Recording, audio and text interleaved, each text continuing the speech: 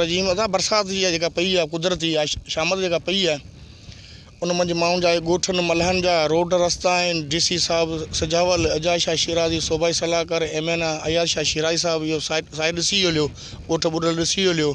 DC साहिब जिन खे हुकुम कई त 2 ॾींहंनि में पाणी कढायो, इनखे पैंप ॾियो, इनखे क्रेन ॾियो त माण्हुनि जा ॻोठ ख़ाली करायो। पर अॼु ॾींहं ताईं रुॻो ॻाल्हियूं बि हलनि, थिए कुझु कोन पियो। इहो हिकिड़ी त कुदरत वारे असां सां कई, ॿियो त कुझु माण्हुनि बि असां सां कई। ज़बरदस्ती करे कट भरणी विया, असांजा ॻोठ ॿोड़ाए छॾियूं, फसल ॿुॾी विया।